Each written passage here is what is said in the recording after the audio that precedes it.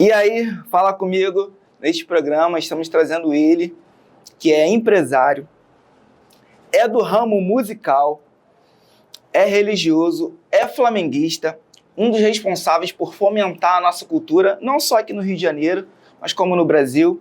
Estou falando dele, Sandro Capadócia. Fala, meu irmão. Acertei? Acertadíssimo.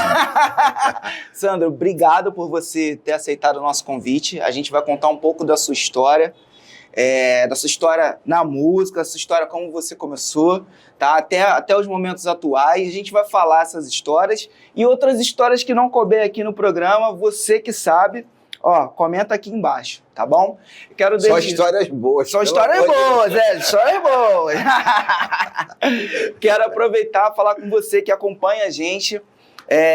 Ainda não assistiu as outras entrevistas, não sai daqui não, tá? Clica aqui no card, vai aparecer as novas entrevistas para você, as outras entrevistas para você poder acompanhar depois, tá? Quero falar também para você que é membro do nosso canal, que nos ajuda com um valor pequeno, mas para a gente é tamanho grande, muito, muito bom, que nos faz estar aqui, todas as entrevistas. Então continue contribuindo com a gente, porque nós fazemos esse programa para você, tá bom? Outra coisa, eu quero agradecer ao nosso parceiro, o Bom da Favela, que está sempre com a gente, fomentando aqui a nossa cultura, dando camisa, dando boné, e ele não usa não, mas aqui, ó, presente para você do Bom da Favela. Que maneiro, que legal. Bom da Favela. É isso. Favela, favela que me viu nascer. É sobre isso, pô. Essa é boa demais. Obrigado. Gente, é isso. Já vamos falar com ele. Então, amigo JC, solta a vinheta aí.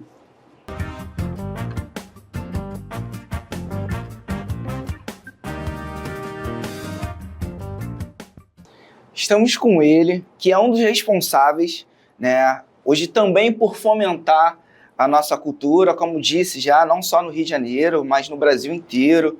É empresário do ramo musical, faz outras coisas também, né? Eu sei que ele toca ali um instrumento, ele falou que não, mas vamos lá. Quem é o Sandro Capadócia? Primeiramente, eu quero agradecer, Juninho, o convite, né, de poder participar desse belo programa, né? Toca aí, já está tocando no coração dos cariocas e fluminenses, né? Eu convido você a seguir, é só apertar o sininho lá e seguir aqui, ó, o Toca Aí, porque é um programa de qualidade e a gente fica muito feliz de ser acolhido aqui, a sede de vocês em Ramos, viu? Alô, família Leopoldinense, Toca Aí tá aqui, ó, pertinho. Tamo do lado. Só vim fazer uma parceria. Família Drummond, só fazer uma parceria com eles aí, ó. Gostei da ideia.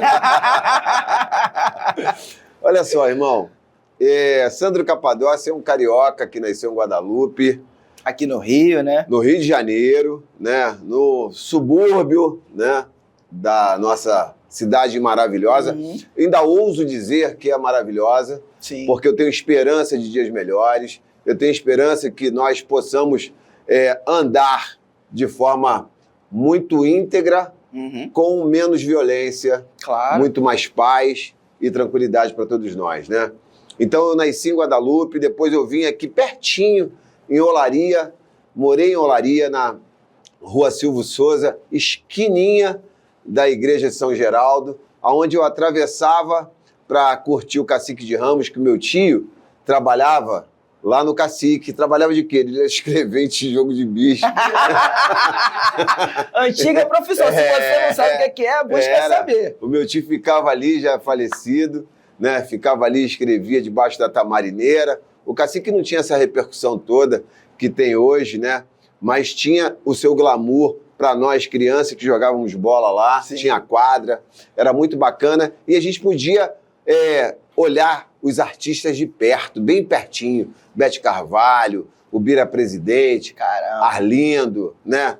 Jorge Aragão, Alcione, falecido Mussum, meu tio querido, que eu tenho saudoso, uma saudade muito grande dele. Enfim, outros, né, que iam lá. E a gente era criança e via aquelas beldades todas ali, enfim.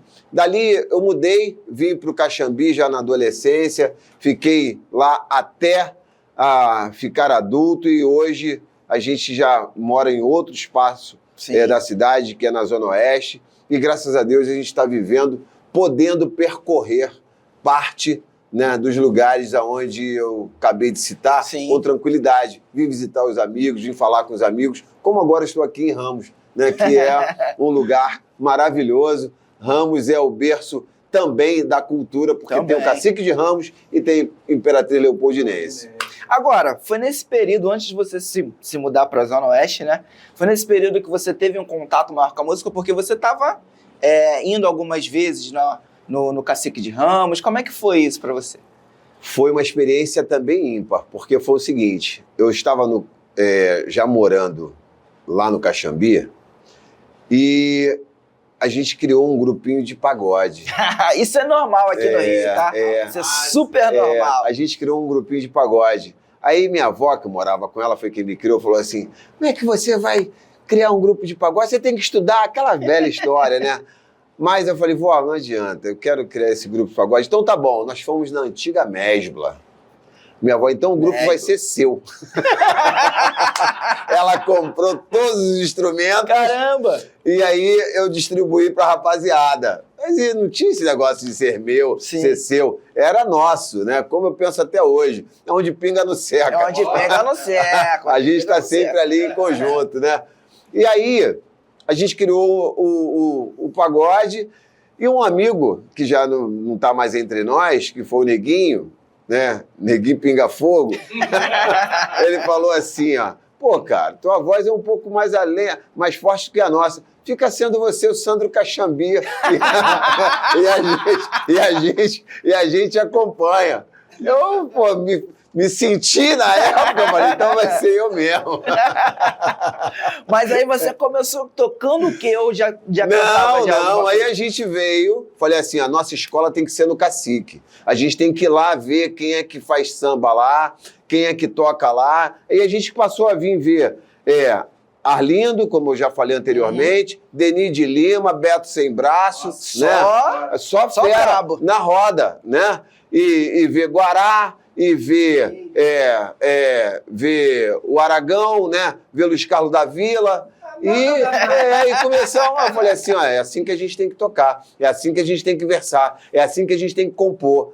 E aí a gente começou, né, a fazer essas brincadeiras, até que eu sou um pouco ousado, né? Eu confio muito no meu taco. Que bom, né? Se eu não tiver essa confiança em mim, quem terá? Sim, claro. Né? Então eu vendo para você o Cristo Redentor. Se eu vou entregar depois, eu não sei, mas eu vou entregar. Eu vou entregar. Com certeza eu vou entregar. Não fico sem entrega. Isso é fato. Errado não eu pego a réplica, peço licença à arquidiocese, pego o Cristo, empresto, depois eu levo de volta, mas eu entrego. Então o que eu fiz? A gente, na época, também aqui de Ramos, uma personalidade surgiu e explodiu, que foi Elimar Santos, lembram? Sim. Elimar Santos daqui. Eu não lembro dessa época não, mas sei quem é. Elimar Santos daqui da região. Aí eu falei assim, gente, o Elimar começou num espaço aqui no Meia, chamado Chopes do Meia. E dali ele foi pro Canecão e ele alugou o Canecão vendendo ingresso. Caramba! Por que a gente não começa a fazer isso no Chopes do Meia? Não, é muito caro. Eu falei, é caro nada, vamos bater lá. Bati lá. Falei com o Antônio, nunca mais me esqueço, o dono dos Chopes do Meia. Ele me deu 300 convites, falou assim, ó, se você conseguir vender os 300, a bilheteria é sua. Eu falei, tá bom, só isso? R$5 cada um. Primeiro lugar que eu fui pro Jacarezinho. Vendi mais de 300, ficou gente na porta. Aí ele falou assim, caraca, você é um fenômeno. Eu falei, eu não. A gente está aqui em conjunto, né? Sim. E aí todo mundo começou a vender. Só para minha família eu vendi uns 100. Caramba! Família, sabe como é que é a família? Não, meu netinho, minha tia, meu sobrinho. Já é a base. A sensibilidade, pô, me é ajuda aí, a base, tio. é a base. E a gente conseguiu. Aí eu comecei a vender ali, comecei a cantar lá. Legal. E assim a gente teve essa trajetória, né, de gostar da música, conhecer algumas pessoas, as pessoas conhecerem a gente também. Eu me lembro que o Pezão, Milton Manhães, cara, foi ver, produtor Mestre da RGE Milton na Manhães. época, né? Ele veio aqui com a gente. Pô. Ele foi lá, eu tremia, que o cara foi lá, eu falei, Tem que respeitar, né? Tem que respeitar a história. O cara, pô, desvendou muitos talentos, Sim. né? Então, Quando a gente fala de Milton Manhães, a gente lembra de Jovelina, a gente lembra de Zeca, a gente lembra de Arlindo, a gente lembra, né, de vários outros que hoje, com todo respeito a todos os cantores que estão aí, mas eu acho que o samba está perdendo um pouco, a roda de samba está perdendo um pouco desse aprimoramento, sabe? Hoje tem muito barulho e pouco som. Verdade. Particularmente falando. Tem muito barulho e pouco som, né? Tem muito grito e pouca melodia. Entendeu? Então, assim, quem sou eu de falar alguma coisa? Porque eu nunca gravei nada, eu nunca entrei no estúdio para gravar profissionalmente, mas eu sou consumidor de uma boa música, eu sou cliente. Então, como cliente, eu tenho essa autoridade de falar. Sim. E toca o repinique danado, tá? Que eu vi lá, respondendo o jogo, mas toca. Mas nas brincadeiras. Na roda de família. Que aí menos vergonhoso. Mas, Sandro, como é que foi essa transformação para você, né? Porque eu sei que você é empresário também do ramo da música, mas você também é formado em publicidade. Tem alguns caminhos que te levaram até onde você está hoje, né? Como é que foi essa transição para você? Eu sou de uma família empreendedora, né? A minha família é de família que vem buscando o seu espaço dentro do mercado de trabalho já há muito tempo. Meu avô, né? Os meus tios, meu pai. A gente tinha uma fábrica aqui em Olaria, na Filomena Nunes, onde a gente conseguia vender uma fábrica de casaco de couro, né? E a gente conseguiu vender a primeira família preta a vender para os japoneses da Honda quando chegaram aqui. Então a gente teve esse know-how e eu fui aprendendo com a minha família de ter essa vocação de negócio, né? Então eu enxergo alguns pontos, assim, vamos dizer que fora da curva, que me facilitam. E aí a gente teve a oportunidade de, na época que eu trabalhei na Arquidiocese do Rio de Janeiro, eu tive a oportunidade de fazer parte da comissão que organizou a JMJ, Legal. Jornada Mundial da Juventude. Foi nesse período que você trabalhou na parte de setor de turismo, né? Não. Foi mais para frente? Não. Eu trabalhei na Arquidiocese. Antes de tudo, eu frequentava a fábrica da família e tal. Aí depois eu fui jogador de futebol, joguei pelo Flamengo. Olha aí as verdades aparecendo aí. Quando eu era bem pequeno, e depois eu vim para o Botafogo, joguei. O Carlos Alberto Torres foi o meu treinador, Renato Gaúcho, tinham outros aí que a gente jogou junto, Dejaí. Aí eu fui para a Suíça, fui transferido porque eu era jogador do Emil, fiquei na Suíça uma temporada. Depois fui para a Alemanha, fiquei outra temporada. Fiquei na África, fiquei outra temporada. Que bacana. Aí voltei para cá, sofri um acidente, mas esse acidente, o presidente do Vasco, então o presidente Antônio Soares Calçada, sempre me acolheu, assim como o Eurico. E a gente começou a voltar a jogar, mas eu já não tinha mais a mesma disposição. Aí eu me afastei do futebol e fui seguir a carreira solo de tentar empreender alguma coisa. Legal. Mas eu passei um sufoco, essa parte é muito importante da minha vida, porque essa fase da minha vida me fez crescer muito, né? Porque quando você está em determinados lugares, por exemplo, futebol, né? Você só enxerga o viu metal, mano. É incrível, porque jovens que hoje, infelizmente, não têm nem como se locomover, até mesmo não tem o que comer, e aí assinam um contrato, às vezes astronômico financeiramente. Sim. E, infelizmente, eles esquecem da base, eles esquecem de onde vieram, esquecem daqueles que apoiaram, e começam a venerar e se envolver com aqueles que batem nas costas. Sim. Aqueles amigos... Aqueles falsos amigos, né? Não vou dizer que seja falso ou não, mas são aqueles amigos que batem nas costas no momento mais, né, preciso para eles. E eu perdi tudo quando eu sofri esse acidente. Eu perdi tudo. Mas eu não perdi a minha fé em Deus. E aí, eu me lembro que com o falecido meu cunhado, eu falei assim, irmão, eu vou te pedir uma gentileza. Você vai comigo até o Ceasa? Ele, pra quê? Eu vou comprar peixe. Peixe? É. Mas pra quê? Eu vou vender. E tu sabe lá limpar peixe? Eu não sei nem comer, quanto mais limpar. Mas Deus falou comigo que é pra eu comprar peixe, mano. Eu vou comprar peixe. Vambora. Eu fui lá, comprei o peixe, caixa de corvina e de anchova. 20 quilos cada uma. Um amigo meu me fez um crediário no Ponto Frio de um freezer horizontal. Eu chamei um garoto que morava perto e eu falei assim, teu pai pesca, né? Ele pesca. Você sabe limpar peixe, né? Sei. Então tu limpa, eu te pago e eu vendo. Ele fechado. Então ele limpou tudo, limpava. Eu tinha uma máquina que eu também comprei que tirava todo o ar, né? Vácuo, eu congelava e tinha um antigo jornal Balcão. E nesse antigo jornal Balcão eu fazia o anúncio de graça. Quem lembra do jornal Balcão, nessa época tinha um anúncio de graça. O único bem que sobrou para mim, quando eu jogava bola, era o meu telefone celular. Caramba! E o meu telefone celular, na época, quase ninguém tinha, porque você pagava caro para ligar ou receber. Então, meus clientes eram direcionados só para a Zona Sul. Então, eu saía de casa com a minha filha com 2 anos, pegava o ônibus com a bag e entregava peixe na Zona Sul. Caramba! Entendeu?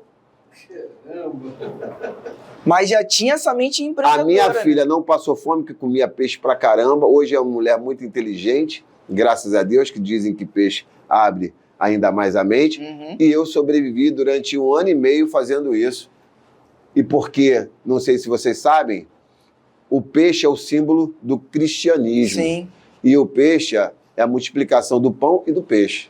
Então, quando Deus falou comigo, eu segui nesse caminho e deu super certo até hoje. A gente vem trilhando. Passada essa fase, eu fui para a Arquidiocese do Rio de Janeiro.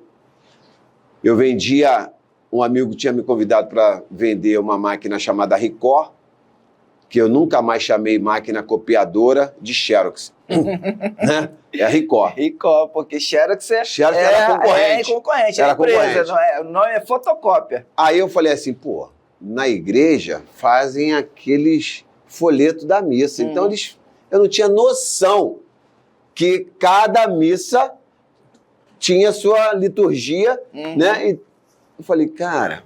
Aí fui lá, na Catedral de São Sebastião, na Avenida Chile 245. Ao chegar lá, o padre, que era o pároco na época, meu amigo até hoje, Monsenhor Haroldo Ribeiro, falou para mim assim, olha, menino, antes de eu atender você reza ali, porque o acidente que você sofreu era para você estar vivo, você está morto. Você só está vivo pela misericórdia de Deus. Eu falei, pronto, cheguei aqui, o cara veio falar comigo. Como é que ele sabe disso tudo? Sim. Padre, mano, padre. Falei, não é possível. Aí eu sentei debaixo da cruz lá, chorava copiosamente, não sabia por quê. Quando ele me recebeu, ele falou, agora você pode conversar comigo. O que você quer? Falei, eu quero vender essa máquina para o senhor, por conta disso, disso e disso. Aí ele, volta amanhã, e assim passei uma semana, ele, comprou. Falei, o senhor pode me indicar mais uma igreja, né? Ele vai lá na Rádio Catedral. Cheguei lá na Rádio Catedral para vender, era ele o diretor. Comprei. Aí vendi a máquina para ele. Aí eu falei, o senhor pode me indicar um outro lugar que o senhor esteja também? Era mais fácil, né? Aí ele riu. Aí, resumindo, eu vendi para 231 paróquias. Caramba! Aí ele chegou para mim e falou assim, vem trabalhar na igreja. Eu falei, vou fazer o quê? Fazer o quê na igreja? Não sabia nada. Aí ele falou, não, vem que eu vou. Aí entrei como auxiliar administrativo. Depois eu passei para supervisor. E depois eu encerrei a carreira lá na diocese, depois de 2 décadas e meia quase. Caramba! como coordenador de projetos especiais, sendo um dos meus melhores projetos foi, que eu falei anteriormente, a JMJ, Jornada Mundial da Juventude, trazendo o Santo Papa para cá, né? Participei desse desafio, que foi maravilhoso, para mim foi uma experiência única, e nesse momento Deus também falou comigo para eu abrir a minha empresa de eventos, já que eu estava já habilitado a fazer um evento daquela magnitude, né? Sim. Que era a JMJ. Aí a gente abriu Que é o Capadócia a Produções. Capadócia Produções, festas e eventos que a gente já tem há 14 anos, fazendo diversos eventos, carnaval no Rio de Janeiro, carnaval fora do Rio, também Pernambuco, minha mãe é de Pernambuco, minha mãe mora em Pernambuco, né? Foi uma empresária do ramo da alta costura em Pernambuco, né? Então a gente tem essa linha de frente lá e outros eventos que a gente faz aqui, Sim. como... Ai, cara, foram tanta coisa que a gente fez, mas um projeto que a gente tem como orgulho, que foi na época das UPPs, né, que estavam sendo implementadas em 2010, aí depois a gente fez em 2013, foi a Integração Carioca, um projeto que é muito bacana, com farofa carioca, nas favelas da Zona Sul e Zona Norte no Rio de Janeiro. Legal. Que a gente dava oportunidade para os moradores da favela trabalharem no projeto, na área da gastronomia, da segurança, do som e iluminação, né? E a gente chamava o pessoal do asfalto para participar dos eventos na favela, Legal. com patrocínio da Light. Que bacana, né? hein? Então foi uma coisa maravilhosa, que eu não esqueço e espero um dia voltar. Sandro, eu queria que você falasse um pouco... Mais? Mais um pouquinho, ainda estamos com tempo. Caraca! Eu queria que você falasse um pouquinho da importância desse fomento da cultura do Rio de Janeiro, não só para o Rio de Janeiro, mas para onde esses eventos acontecem também fora do Rio de Janeiro. Olha, hoje eu estou tendo gratas surpresas. Primeiro porque a nossa cultura, por mais que tentem derrubá-la, por mais que haja determinados preconceitos velados, por mais que haja essa nítida violência que nós estamos sofrendo, Sim. mas tem surgido muitos pontos de cultura e revelando artistas de diversas formas, mulheres, Sim. homens, de gêneros, e que estão podendo ter a oportunidade de mostrar seu talento através das culturas. E eu não estou te falando cultura do samba, não. Eu estou falando cultura do rock, eu estou falando cultura... Todo tipo de cultura. do chorinho, eu estou falando a cultura do forró, porque eu vou dar um exemplo aqui. Aqui na 24 de maio, ali tem uma casa de samba, pertinho do viaduto de Jacaré. Sim. Né? E ao lado tem uma casa de restaurante carimbó, que fecha a rua e faz um festival maravilhoso, né? Parece que a gente está lá em Belém do Pará. Então, existe espaço para todo mundo. Sim, verdade, com toda certeza. O Rio de Janeiro é plural e tem como a sua peculiaridade abraçar todos. Nós somos, literalmente, a semelhança e gesto do Cristo Redentor. Recebemos de braços abertos. Sim. Então, dentro dessa temática, que são as culturas, eu tenho visto com bons olhos o crescimento em vários pontos da cidade e vários pontos do estado, culturas novas surgindo. Sim. Isso me deixa muito feliz porque gera emprego, Sim. eleva a autoestima das pessoas, Gera né? renda. Gera renda. E isso aí é um fortalecimento que tira muitos jovens das ruas, tira muitas mães, que são mães solos, inclusive, dessa correria louca, desacerbada, né? E Sim. ganha honestamente seu pão de cada dia, irmão. Essa aí é a minha visão.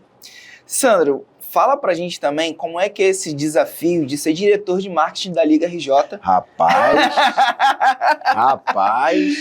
Que é uma grande responsabilidade, né? Muita. Como é que é isso para você? Sandra Velar, querido, um beijo no teu coração. Rapaz, isso aí eu agradeço mais uma vez ao nosso Senhor Jesus Cristo, né? Porque quando eu recebi o convite, eu fiquei surpreso, porque é um desafio. E eu já tinha sido convidado e participei lá da Superliga, lá na Intendente Magalhães. Uhum. Então, com o presidente Cleiton. E quando eu fui convidado a trabalhar junto com o presidente Hugo Júnior, que é o atual presidente da Liga RJ, eu fiquei feliz e, ao mesmo tempo, eu fiquei, obviamente, receoso se eu poderia dar conta, né, cara? Sim. Porque o tamanho da responsabilidade, conforme você bem disse. A gente tem ali 16 escolas renomadas, 16 escolas que a gente está vendo o dia a dia dos sacrifícios que elas fazem para colocar seu carnaval na rua. Uhum. E para nós que trabalhamos com o marketing, a gente tem, tecnicamente, essa profissão, né, para apresentar. É fácil e, ao mesmo tempo, muito difícil. Sim. Porque a Liga, ela faz isso para conseguir verba para ajudar as escolas de samba. Uhum. A prefeitura ajuda, o governo do estado ajuda, né? Mas eu venho agora aqui falar em público que nós estamos precisando de ajuda dos empresários que ajudem a Liga RJ a apresentar um carnaval ainda mais sublime, ainda mais vitorioso. Uhum. Porque a Liga, vê bem, ela engloba o estado quase todo, o território. Só em Niterói, nós temos 2 escolas. Aí vem a Maricá, a gente tem Porto da Pedra, a gente tem São João do Meriti, Unidos da Ponte, a gente tem aqui na capital diversas outras escolas renomadas, Sim. Império Serrano, União da Ilha. Então, dentro da Liga RJ, a gente tem escolas que possam trazer o nome das empresas de forma ímpar. Né? E fora também que nós temos uma emissora parceira hoje, que é a Band. Que bacana. Que cobre todo o carnaval da Liga RJ sexta e sábado. Então, gente, eu venho aqui falar com vocês, empresários, que vocês podem entrar em contato conosco. Meu nome é Sandro Capadócia, @CapadóciaRio, lá no Instagram. Podem me procurar. A gente vai fazer negócio 2025 e ao longo do ano de 2026 nas quadras das escolas de samba. As quadras das escolas de samba, elas são, olha o nome, escola. Escola. Então lá existem oficinas de diversos modelos.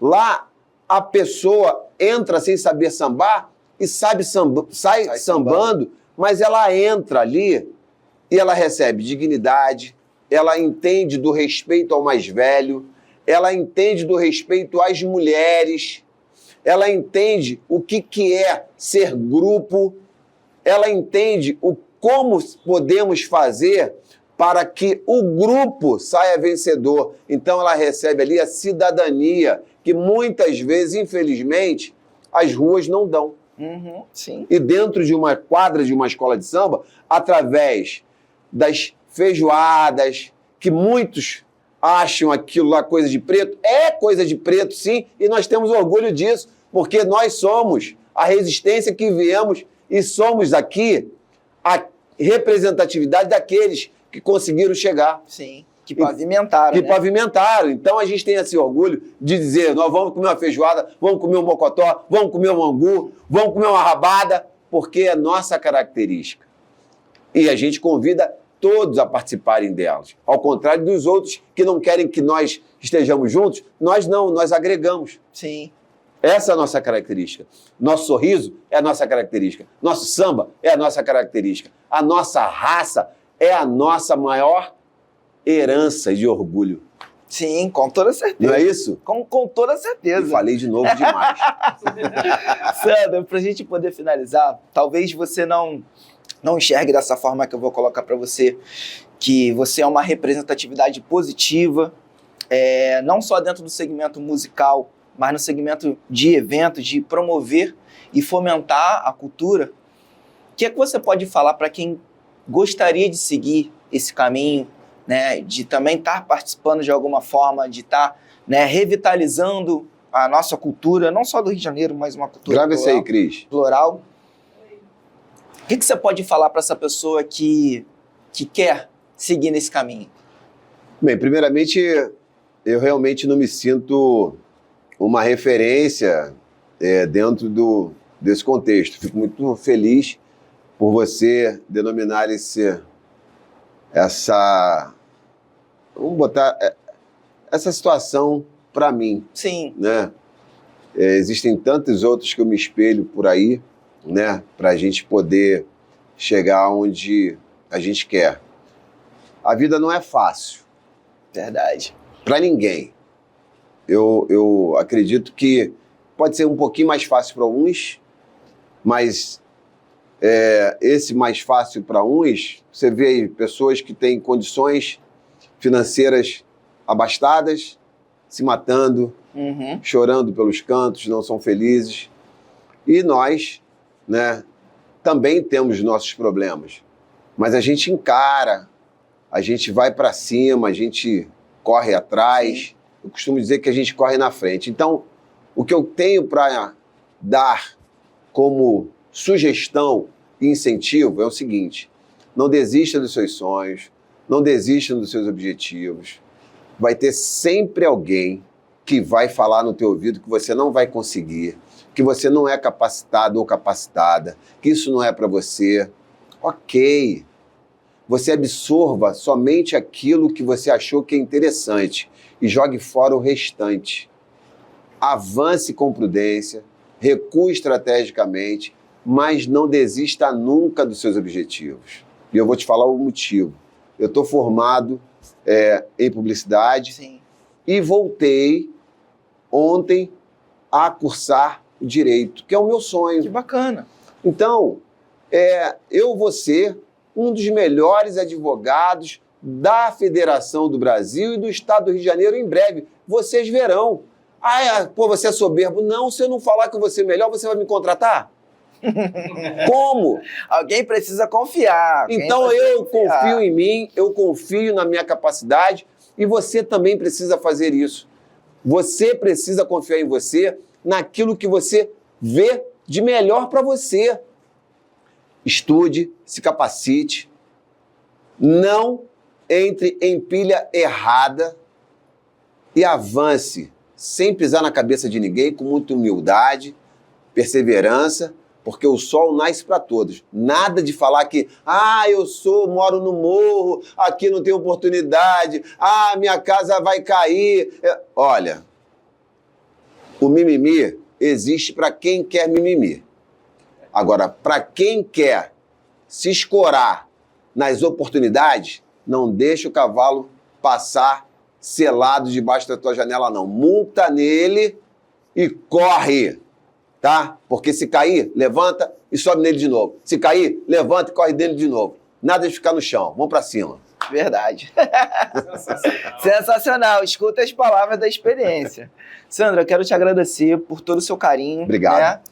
Essa oportunidade de você ter nos dado, de ter vindo aqui no nosso programa, ter falado um pouco da sua experiência. Nós sabemos que a história é muito mais profunda, né? Que tem muito mais tempo, mas não tem problema. Vai vir um novo formato aí, eu já estou falando isso já há um tempo. Esse ano sai do papel, né? Se Deus quiser. Esse ano sai do papel, nós vamos ter muito mais tempo posteriormente para poder estar falando dessas histórias e outras histórias também. Legal. Tá? Então, obrigado mesmo de coração de você ter aceitado o nosso convite e ter falado aqui um pouco da sua história. Eu só quero dar um recado aqui, dizer para vocês que nós estamos na Capadócia Produções com um novo produto, né?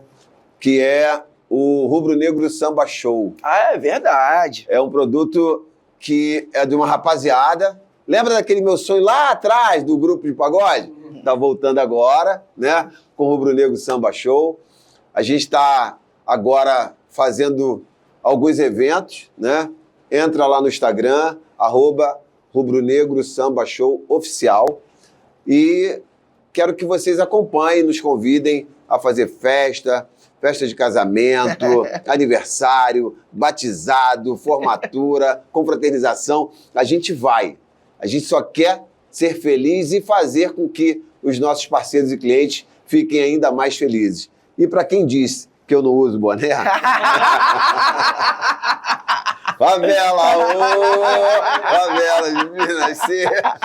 Obrigado, irmão. Ó, a gente obrigado, tá junto. Tá? Valeu. Obrigado mesmo. Gente, é com essas palavras que nós encerramos o nosso programa, tá? Não se esqueça de comentar, não se esqueça de seguir o Sandro, seguir a gente.